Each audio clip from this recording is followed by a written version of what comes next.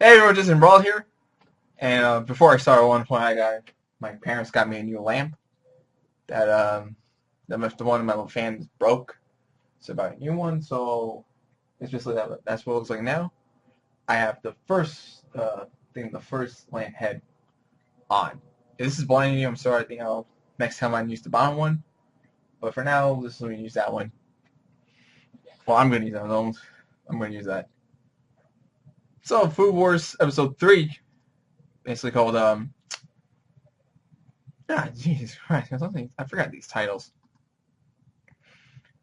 Um, but yeah, if I forgot the episode's title, I'm pretty sure most I will write down in the description or the title of the video. But this is the episode mostly ready for. I'm starting like a motherfucker right now. Okay, the beginning of the episode focused on like the ending of the first day of the Moon Festival. All the tickets were tallied, and of course in the central area, Kuga Senpai won. We all pretty much knew that from the manga. And most of them the fallout from the fights, from the fallout from the rest of the class, most of everyone else. The Aldini brothers and Nikimi's boost match made it to top 3, so they claimed that victory for themselves. While, of course, I'm going to talk on the top area mine now because they're all on their own. As for the central area, the bottom, like close to dead last, goes to Soma Megumi and a trio of Alice, Ryo, and Akira. Because they pretty much shows the fact that top 5 students who made it to the top 8 of the preliminaries of the autumn elections didn't make it to the top spot as they should have. For the trio, which basically their unrivalable teamwork. For Soma and Megumi, because they were going against Kuga Senpai's dish, so it was a huge beast on its own. So yeah, you can see the advantage in all the freshmen students basically is everything like constantly they're arguing here, and they're all trying to one side arguing, the other side is trying to calm them down, but next thing you know, when Soma comes in, all the tension is just gone. It's just gone. That's how I like about the guy. That's all I like about Soma.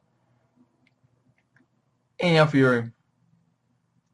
now someone basically says that we're going to come with a new plan in order to figure out a way, which he did, because then later in the episode, I forgot to point out that the Polar Dormitory also had some problems, but they decided to turn things around.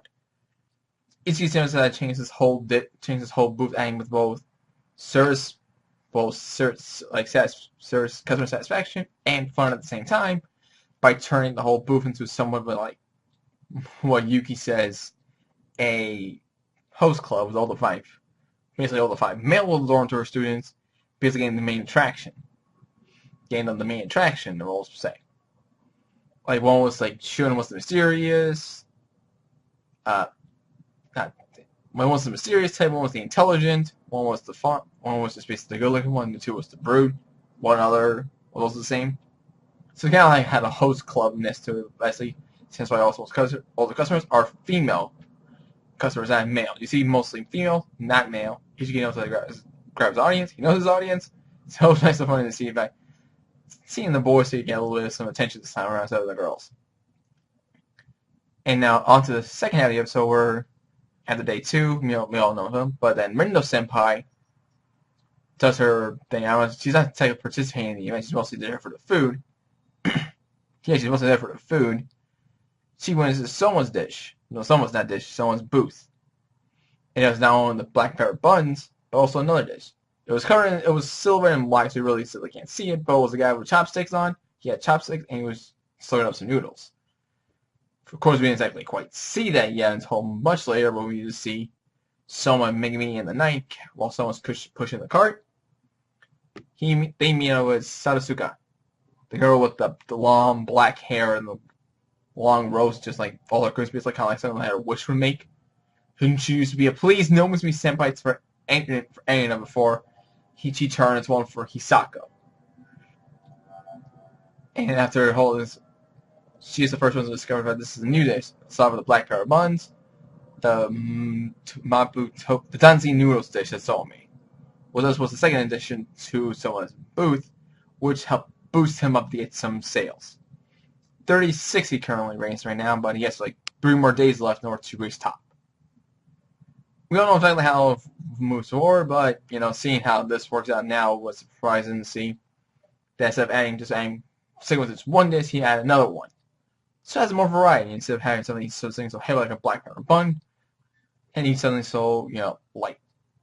Because they used to go for the odds that so almost I think for the beginning of the first time of the day, something heavy, more for the close on the night, or close on the day, and I should say, want to have a noodle dish that will be soft and easy to go down.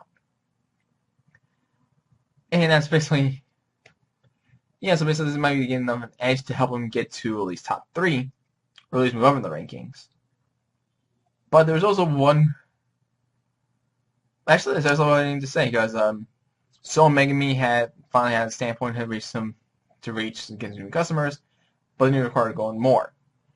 As for the trio, I just mentioned back then, a while back, Alice, Rio, and Akira, they decided to finally work together as a cohesive unit and try to both the same way up. Everybody else is all doing their own thing, so they're pretty much fine. But for those 5, they had to work some other way out. So Megami has this dish, and trio just got their teamwork done. As for the next episode preview, we're going to see the 4th.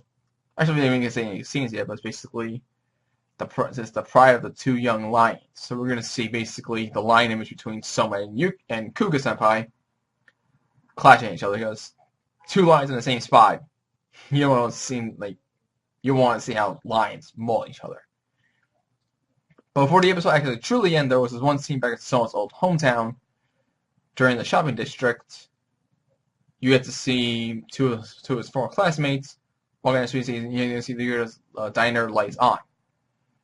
I want to point out the fact some point during the middle of the episode, someone drops a key to someone, gives him the key, and he walks away. But for those who read the manga, and I know exactly who he gave that key to, for those who don't know, you're in for a shock next week when we see the episode, see what fully happens behind Yuki. Because the way how those 2 were looking at him, they were walking into a scene of a very creepy, scary movie, and we're close to Halloween at this point, so it kind of makes sense.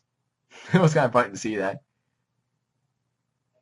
Oh, I just want to point out the fact that there's also this one moment that was also funny was the somehow newly found camaraderie between Soma and Satsuka. Both characters were known for making disgusting dishes. It made perfect sense for these 2 to finally meet face to face instead of just in the same area but never actually spoke. Seeing them create with the squid dishes with fish, it was perfect. And Megami was looking at them like, these 2 should not have met. She was terrified, legit terrified of them, of the disgusting dishes. It was so good to see that. Yeah, that's all I gotta say for episode 3. The episode title will be on the video title, because I completely forgot what the video title this was. But next we're going to see, most likely, the 4th day, currently day 4, and actually think day 3 of the Moon Festival. Let's see how everyone else progresses forward, and we're very close. We're very close to that character's appearance. I'm not going to say his name. I'm pretty sure some of you might already know who we're talking about here, but maybe this episode, or being close to the 5th, we will see him. But until next week, give a like, subscribe, comment below, your silly friend, and I'll see you all next time for the next video. Laters!